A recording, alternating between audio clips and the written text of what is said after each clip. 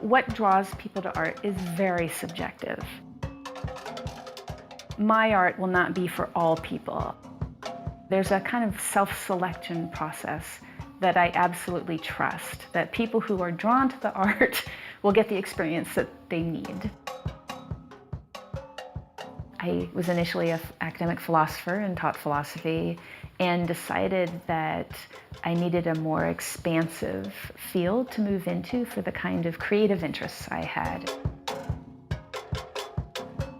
Art is such a permissive field. You can do anything.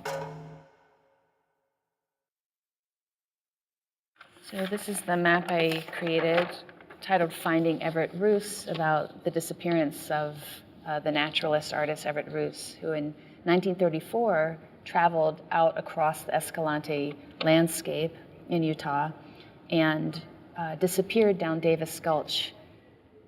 I identify with the people I make maps about. So in the case of this young artist, he loved nature and struggled with how he fit in conventional society, and the idea of disappearing for a little while, for a long while, has great appeal for me. So I've been doing my map project for about 5 years, and core for that, for me as the artist making them, is going on site, walking on site, writing on site, meditating, photographing, filming on site, like really being there in this place.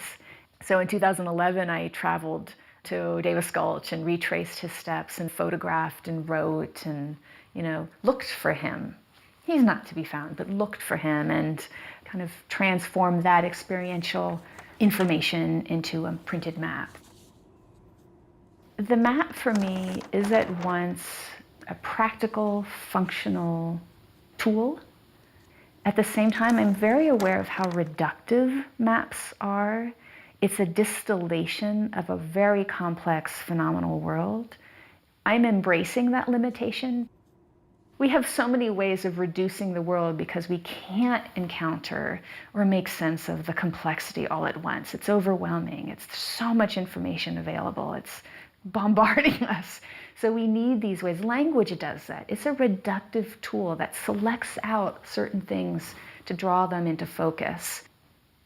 I work with a lot of visual artists, and I feel this in myself too, that there's a real sensitivity to how concretizing and limiting language is. You name something and all of a sudden, right? And a lot of art wants to unname, to look at what's not known, what's not so categorizable, what defies naming. And yet we have such a strong inclination to name. And I like both of those movements. And the map kind of parallels that, right? It's both useful, a guide, but it's also reductive and limited. And if you keep awareness of that, I think it protects against thinking that the map says it all.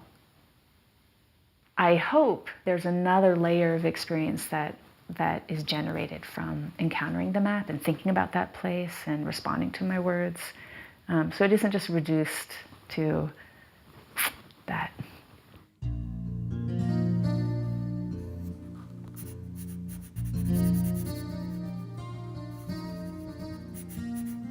I had the opportunity to work with the team of cognitive neuroscientists at the U, and we were studying semantic cognition and how the brain maps concrete as opposed to abstract language. I had the privilege of running through that machine a number of times, and I was handed all these images of my brain. There's something cool about seeing the inside of your body, especially the brain, which is so hard to study. What do I do with these? This has been like this huge experience for me. How do I transform it into art? I just felt that I should draw on them. And I haven't drawn in 20 years. It's not a regular part of my practice. And I had a kind of internal battle.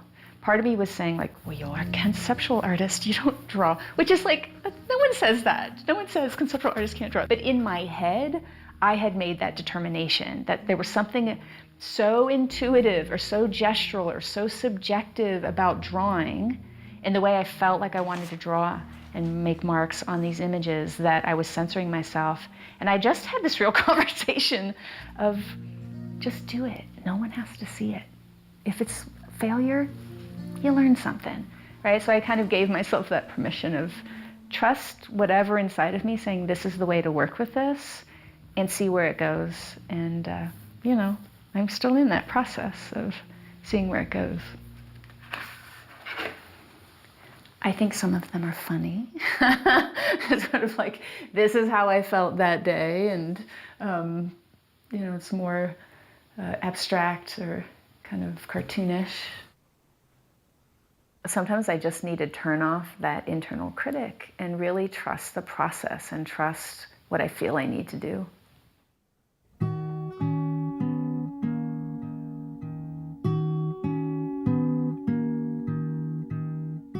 In January of 2013, Christopher Atkins, who coordinates the MAEP program at the MIA, asked me if I was interested in doing a piece for the Sacred exhibition. And I walked around the museum, and you know, if I could do anything I want, I'd like to borrow one of their Guanyin statues. It's an 11th century Buddhist statue from China. So after lots of negotiation with all the different kind of levels of curators in the museum, we were allowed to move that piece into a gallery, and I created a 16-voice soundscape of metta and compassion phrases. May I be happy. May I be safe. May I be healthy. May I be free. I've been back periodically to sit in the space because I love the space, I love the message of the space, but also to see how people are interacting with it. May you be healthy. May you be free. When people do sit with it, and I'm sitting in the space with them, I'm imagining they're having some of the experience that I'm having, some of the connection, and you know, it makes me feel less isolated. We're all similar here in this moment, and your pain is different from my pain. I'm not meaning to gloss over individualities and distinct differences among people. We're all unique, but there's something about being human that we also share, a kind of cognitive understanding of the world, a perceptual ability, an emotional ability. And so I'm projecting a lot when someone's sitting there, because they could just be like resting, you know, taking a break from their walking through the museum. But what I imagine is we're having a similar experience. May you be happy. I think oftentimes I make work to connect with people, and art has always had that potential. I guess I'm just being much more conscious about it and intentional about it. May all beings be happy. May all beings be safe. May all beings be healthy. May all beings be free.